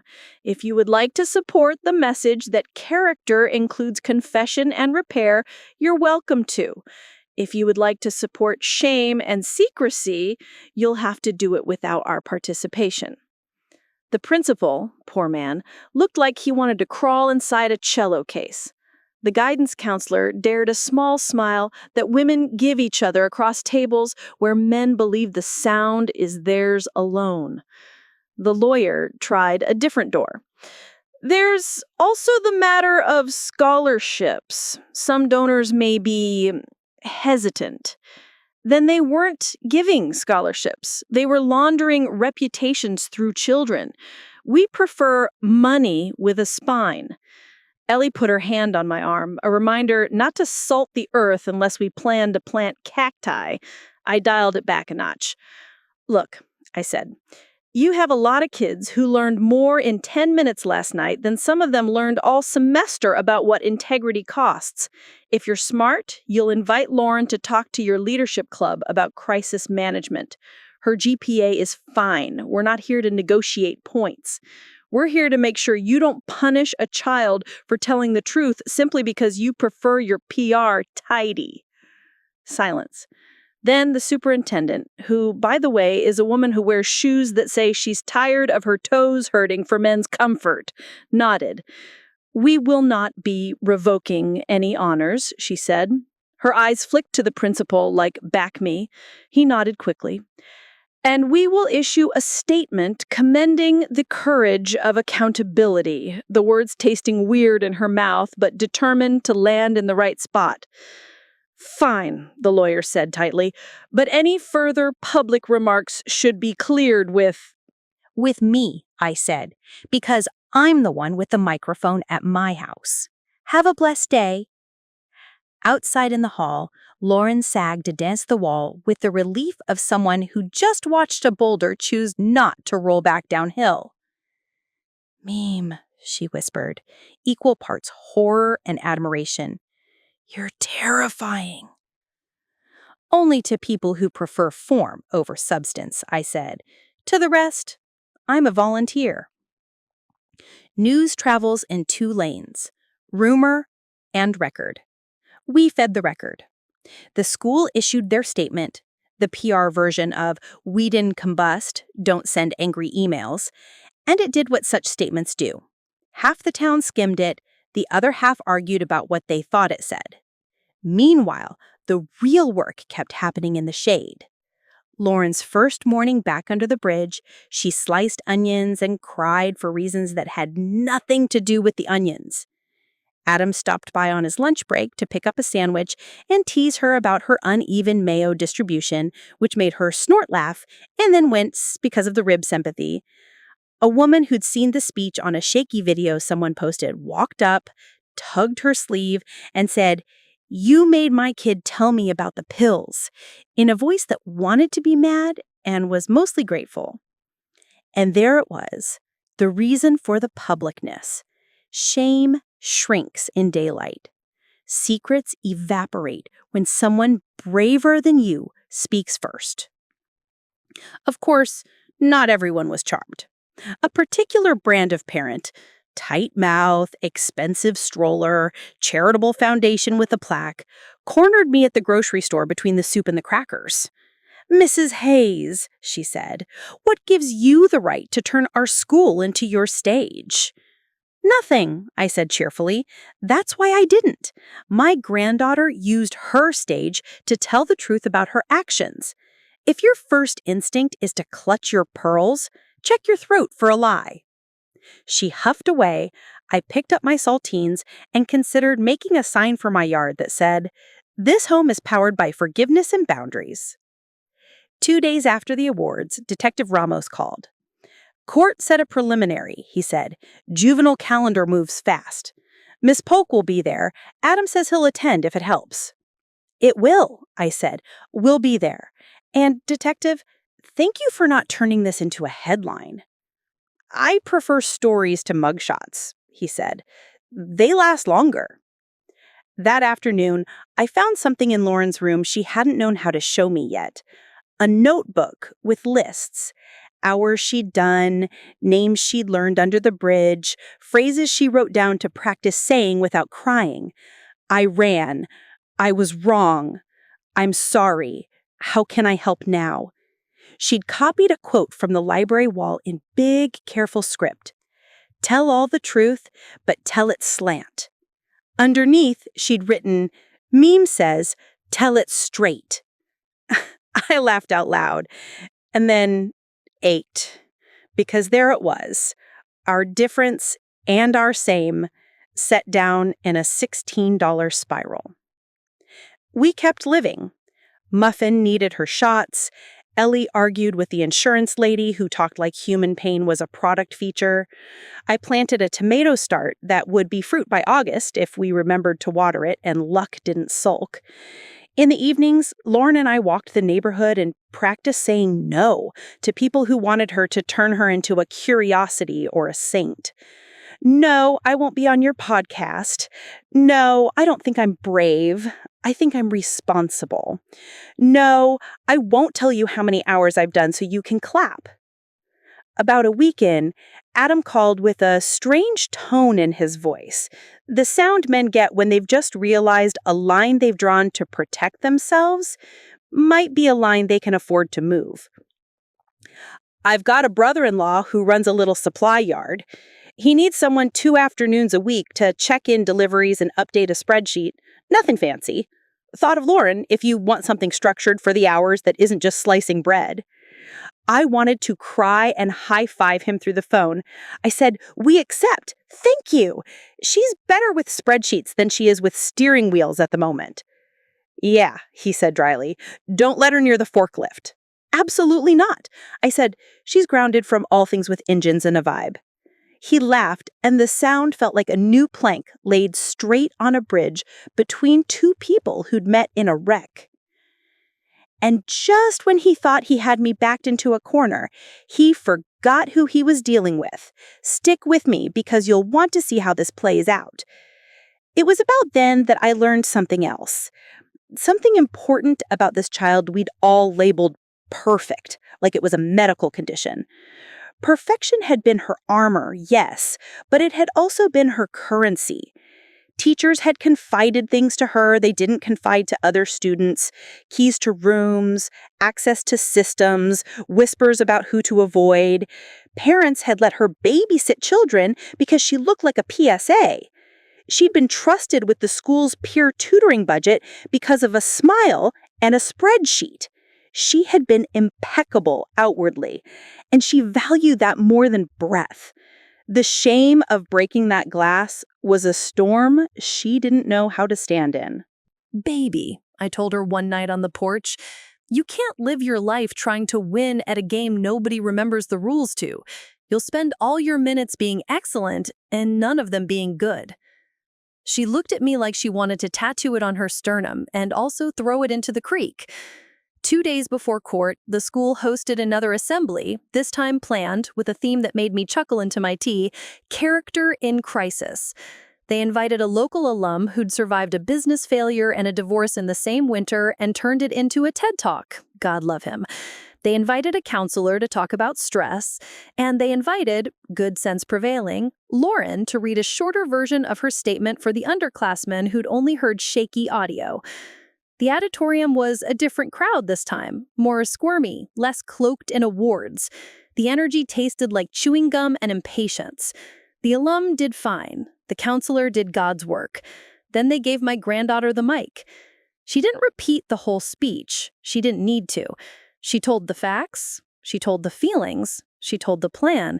And then, because I asked her to, because sometimes the revolution is as small as a sentence, she said, "When I hit him, I told Adam I was poor, that I couldn't pay, that I had to run. That wasn't true. I said it to make you let me go. I used a story that some of you might be living to escape consequences I deserved. That was wrong. If I owe anyone besides Adam an apology, it's the people whose bodies hold the story of not having enough. I'm sorry. I will not use your story again." There was a low sound from somewhere, the kind you hear at church when someone who isn't the preacher finally preaches. The vice principal dabbed at her eye with a tissue like she'd been holding that tear since 1998. Somewhere in the balcony, a boy said, "Dang," with the reverence of a convert. Afterward, the principal, who has aged a decade since last week and might forgive me in the next century, pulled me aside. He murmured, "I'm not going to say this on the record, but I'm getting emails from parents asking if their kids can talk to someone about things they need to say. I've got a line outside the guidance office." "Imagine," I said, not unkindly, "children wanting adults to hear them on purpose." He sighed. "Don't be smug." "I'm not. I'm relieved."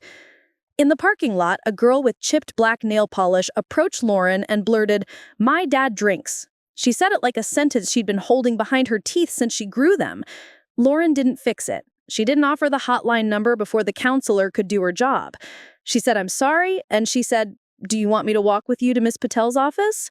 The girl nodded, and together they went. 2 kids not solving anything and saving everything by refusing to lie. At home that night, Ellie cooked chicken piccata like it owed her money. We ate and laughed at nothing and everything because the day had been heavy and the food was light. After, I brought out the manila folder labeled in my handwriting, "Things we need to talk about." The one I'd started in the first hours when my hands were still shaking. Tonight, we are going to talk about boundaries and reparations. I said. Lauren grimaced at the big word because teenagers sometimes think long syllables mean long lectures. It means paying back, but it also means setting things right where money can't touch, I said. We talked about Adam's hours and the way she'd schedule them reliably, not like a punishment, but like a job.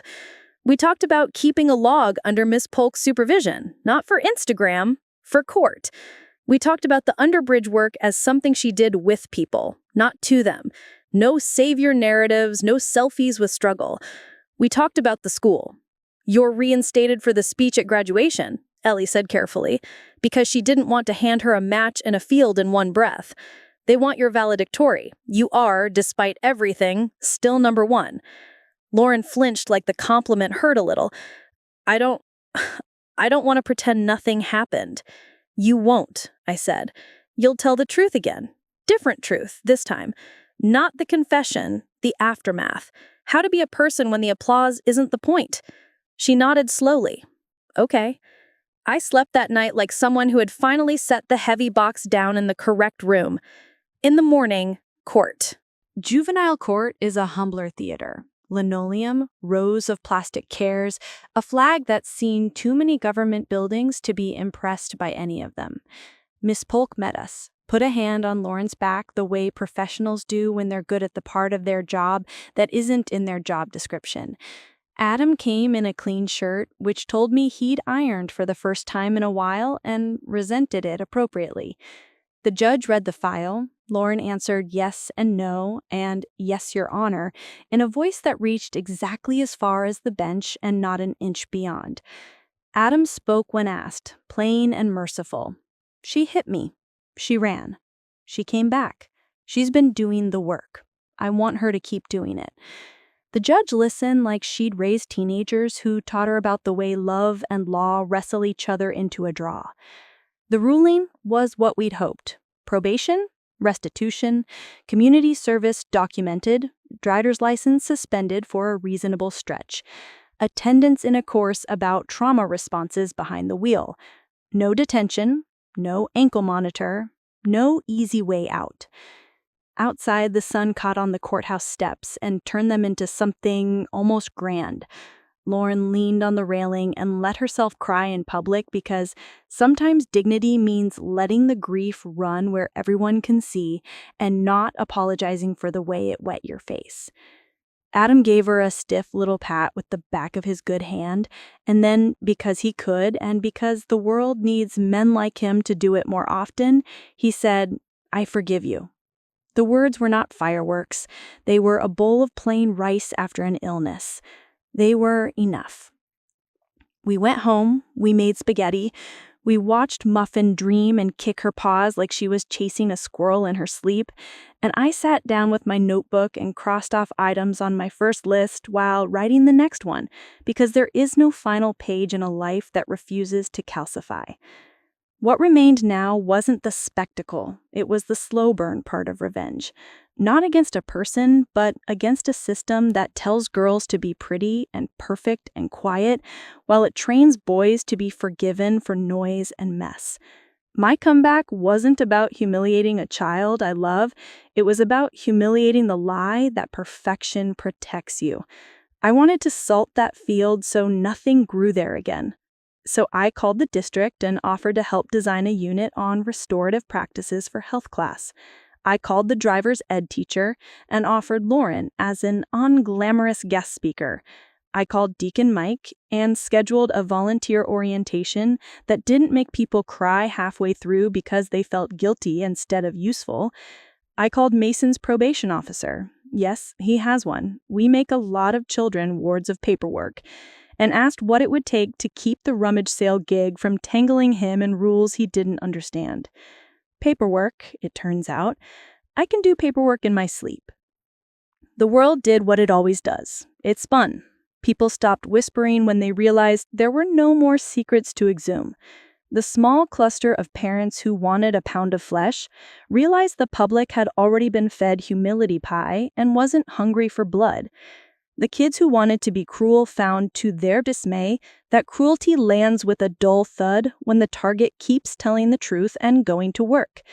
The ones who needed what Lauren did the most, permission to be imperfect and still worthy, tucked it into their backpack like a note from home. We did not become saints. I still snapped at Ellie one night over nothing and had to apologize. Lauren still wanted to check her reflection in a window on our walk and then caught herself and looked at the sky instead. Adam still iced his ribs and muttered when the weather changed. Detective Ramos still texted reminders with the dry humor of a man who has seen things and would prefer not to see them again. And then, because the universe respects a good ending arc even when it doesn't give you a perfect one, we came to graduation. But the truth, the rest of the truth, the piece that seals the box and ties the bow, belongs in the last chapter, where the taste can linger. He was about to get exactly what he deserved, and I had a front row seat. Don't go anywhere. Graduation day arrived with the kind of sky that can't decide whether to cooperate. The morning threatened rain, then thought better of it and settled into a polite overcast, the color of a good pearl. Ellie was a flurry of bobby pins and tissues. Lauren ironed her gown like it was a treaty. Muffin sat in the doorway with her chin on her paws, supervising. I packed a tote bag like I always do when life's about to get public. Water, snacks, a little sewing kit, Advil, a travel-size hairspray that could immobilize a small animal, and the folder labeled in my handwriting, in case they try something. We found our seats in the football stadium bleachers. There were rows of parents with the same proud, terrified look, like our hearts had finally learned to run outside our bodies and wouldn't stop long enough to be caught. A brass band waited under a canopy, already damp with the humidity of June and nerves. The principal did his welcome, bless him. He looked 10 pounds lighter now that he had survived one scandal and was about to shepherd another ritual. Names began, caps bobbed, diplomas slid into hands that will make mistakes and meals and mortgages. When it was Lauren's turn for the valedictory, the crowd did that thing crowds do when fame, synthetics, and real courage blend. A ripple of silence first, then a soft roar. She stepped up, adjusted the mic, and did not look for me. She knew where I was. We'd practiced this stance. Chin level, shoulders not squared like a wall, but like a door. "I'm supposed to tell you how we did it," she said, and a few kids laughed because the class of 2025 received more history than anyone asked for. "I'm supposed to say something about perseverance and grit and how we'll conquer the world." I could say that, but I'd rather talk about learning to stay when you want to run. She didn't repeat the confession. This wasn't a sequel, it was the aftermath. She talked about work as a form of apology, about friendship that doesn't flinch from a hard truth, about the mercy of systems that leave room for change without abandoning consequences. She did not make herself a hero. She did not make anyone else a villain. She wove a narrative sturdy enough to walk across without falling through into performance. When she finished, there was applause, the kind that doesn't need to be thunder to be true. Caps flew later, parents cried. Somewhere in the back, Adam hooted once like a happy coyote. We took pictures under the flag and in front of the mural, and then Lauren peeled off her gown and tugged on her hairnet because we were due under the bridge. We had promised the crew we'd bring extra orange slices for the Saturday rush. That's the thing about redemption. It doesn't wait for photo ops. But before we could go there, I had one more errand to run, my own unfinished business. You may recall the beginning of all this, a knock on my door and a pair of handcuffs that arrested the wrong person out of convenience and a hasty match on a grainy tape. I am not the type to let that pass as a quirk of modern life. If the wheels of justice had rolled over my porch in the name of efficiency, they could darn well roll back and fix the grooves.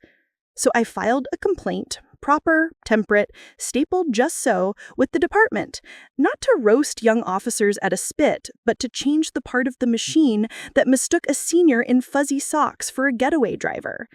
I requested a full review, body cam footage, arrest procedures, and the decision chain that led to a perp walk from my living room despite my at-the-fingertips alibi. I asked, politely, pointedly, for training adjustments on misidentification and on handling elders.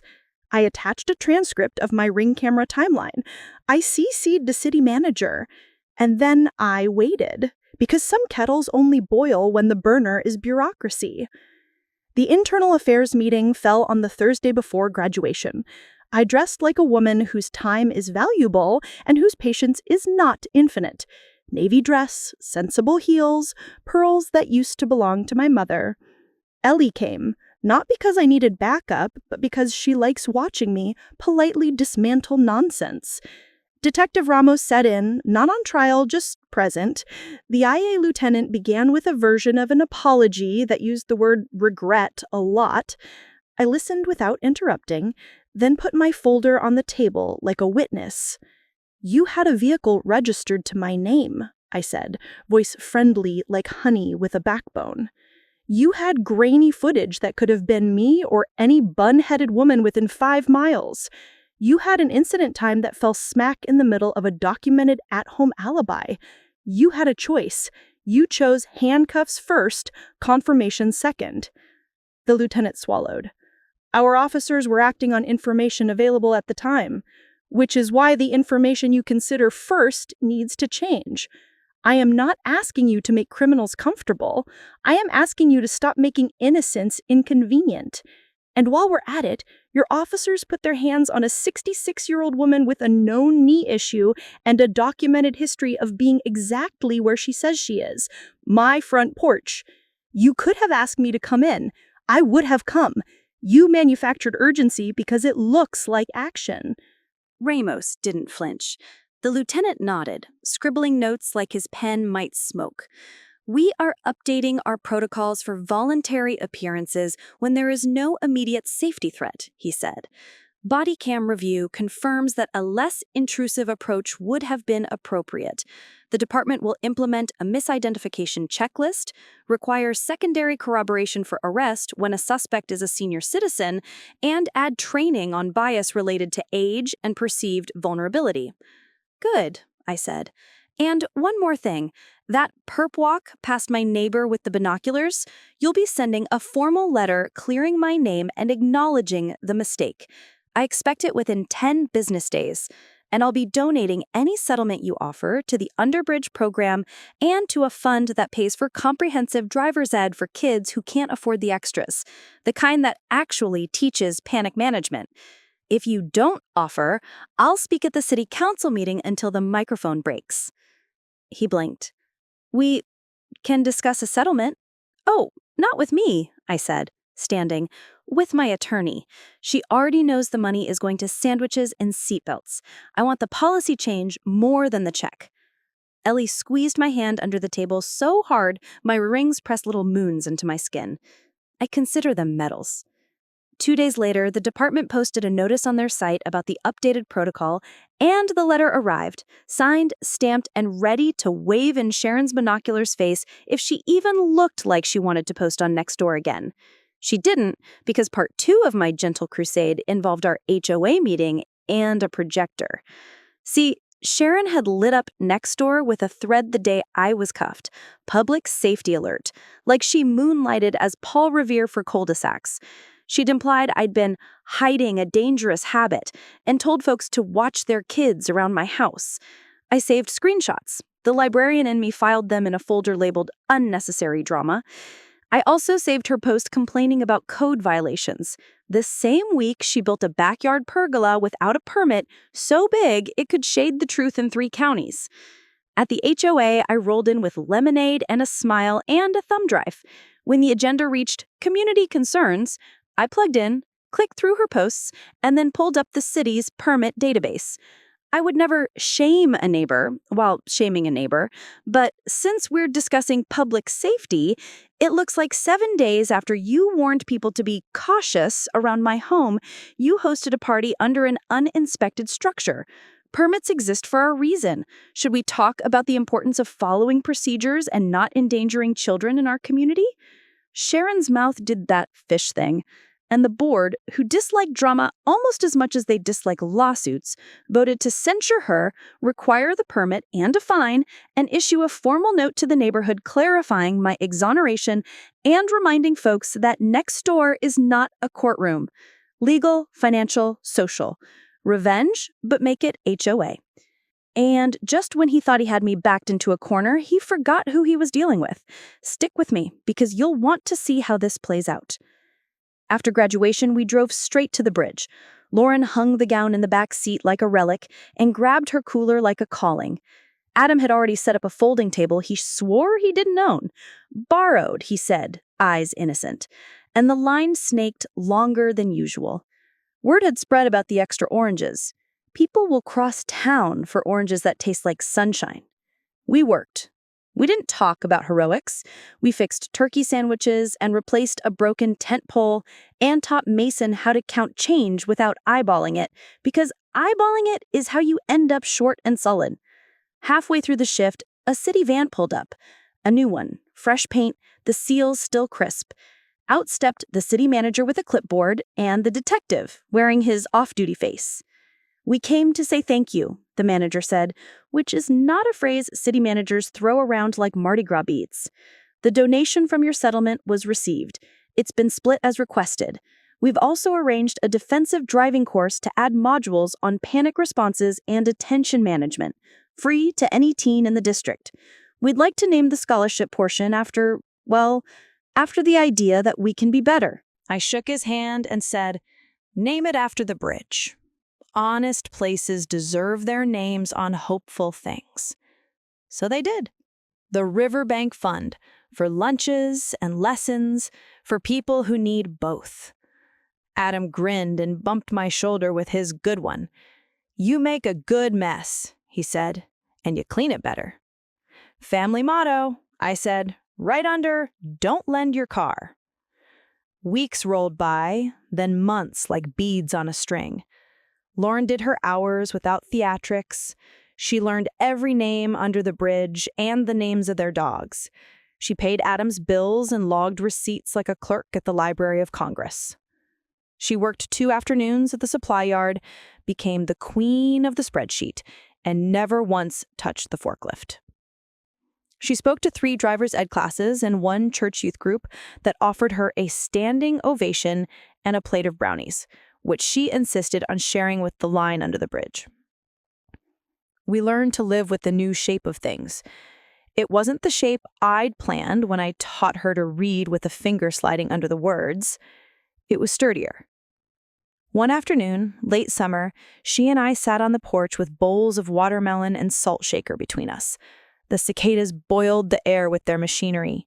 The hydrangeas sulked in the heat. Lauren's license sat in a drawer with an expiration date we could live with. Her phone lay face down on the table, a symbol so loud I almost covered it with a napkin. I thought I was a good person because I didn't mess up. Now I think I'm a good person because I tell the truth about the messes I make. "Welcome to adulthood," I said. "We have snacks." She smiled, the first one that didn't check a mirror, and leaned her head on my shoulder. "Mimi? Thank you for not letting me hide and for not letting me be ruined." Those were the same thing. Hiding ruins you. She nodded. We ate our watermelon. Somewhere down the block, Sharon's pergola creaked as a city inspector measured it for contrition. Fall nudged summer off the porch. College letters arrived with grace than more than I expected. The ones that declined did it politely. The ones that accepted did it firmly. We read them like weather reports, not verdicts. She chose the place that didn't mention brand once in their brochure and put the words community-engaged learning in bold like they meant it. Before she left, we stopped by the bridge one last time as residents, not visitors. Adam met us there with a small wrapped package. "For the dorm," he said, sheepish. Inside was a cheap little metal flamingo keychain. The same ridiculous birds that started this whole thing with their winking pink, except this one held a key stamped RIVRBNT, a symbolic thing this city had made for donors to the fund. The flamingo spun in the shade like it had finally understood the dignity of whimsy. It's foolish to save all the serious for suffering. Let the silly saints hold a corner too. We took a picture. Me, Ellie, Lauren, Adam, Deacon Mike, and begrudgingly Mason, grinning under a bridge that now had a bulletin board announcing sandwich times, coat drives, and a little flyer about the free panic module in driver's ed. On move-in day, I carried boxes and kept my opinions about the roommate's tapestry to myself. We made the bed tight and the goodbye loose. In the parking lot, she hugged me so hard my back popped and said, "Call me tonight?" And I said, "Call me when it matters," and we both knew that meant soon and often. The house was quieter. Muffin moped for 3 days and then forgave us all. I kept volunteering under the bridge on Tuesdays because I'd promised myself that my fight would continue even after the crisis didn't need me as loudly. I went to 2 school board meetings to help set up the restorative unit in health class. I wrote a guide for grandparents called "When the Knock Comes: How to Help a Child Tell the Truth Without Losing Yourself," and printed copies for the library. People took them. People cried. People told me stories in the cereal aisle like I hung a sign, "Confess here, we have Kleenex." As for my revenge, if you want to call it that, it landed exactly where I meant it to. In policies that will outlive my temper, in a neighbor's cautionary silence, in a scholarship that turns collision into caution, and in the clear letter that shut down gossip like a storm window. No one got hurt for sport. Someone got better on purpose. That's what satisfaction tastes like at my age. Clean water after a long, dusty walk. I kept the mugshot the department took, printed it, and slid it into my photo album next to the picture of me the day I retired from the library. It's a ridiculous juxtaposition. It's also true. We are many things in a life. Sometimes you're the lady with the cardigan and the barcode scanner. Sometimes you're the lady with the cuffs. The trick is to be the same woman in both pictures. The one who refuses to be miscast, who hears nonsense and answers with order, who loves her people enough to hold the line and then lay a table set for repair. Months later, at Thanksgiving, Adam came by with his sister and a pan of sweet potatoes that could make a cynic weep. We ate until our belts sighed, and after pie, he stood, cleared his throat, and said, "I got something to say." We all sat up straight because men who don't talk much cause families to behave like classrooms when they do. He looked at Lauren. "You did what you said you'd do. You kept showing up. My wrist is fine. My ribs ache in the rain, but I kinda like the reminder. It's weird, but whatever. I want to say I'm proud of you." He paused, grinned at me, and of Meme for being scary in exactly the right way. "Put that on my tombstone," I said. She was scary in exactly the right way. We laughed the way people laugh when they've earned it, and then we did the dishes because love is 90% hot water and a towel. Later, when the house was quiet and the leftovers were cooling into late-night sandwiches, I took my notebook out and wrote the last item on my original list, then crossed it off. Make sure the consequence teaches, not destroys. Done. And for good measure, I added a new one in neat letters. 8. Remember that justice is a habit. Practice daily. I closed the notebook and set it on the shelf next to Charlotte's web, spines facing out like old friends. Outside, the neighborhood slept. Even Sharon's pergola had agreed with gravity. Muffin snored her small, contented snore, the sound that says the pack is safe. This is the story I promised you, not of a perfect girl, but of a whole family who refused to let a mistake write the ending in a font called shame. If you're wondering whether the world gave us a standing ovation, no, it gave us something better. It gave us another morning to do the right thing again. And if you ever find yourself at your door with a knock that feels like an earthquake, remember this: you don't have to be a victim to be the one who was wronged. You can be the woman who hears the accusation, ties on her shoes, gathers her evidence, and then builds a staircase out of the parts of the broken thing so the child you love can climb. Now it's your turn. What would you have done in my place? Where would you have drawn the line? Sooner? Softer? Sharper? Tell me in the comments. I'm listening. My grandmother told me this story. Thanks for watching this video. Bye bye!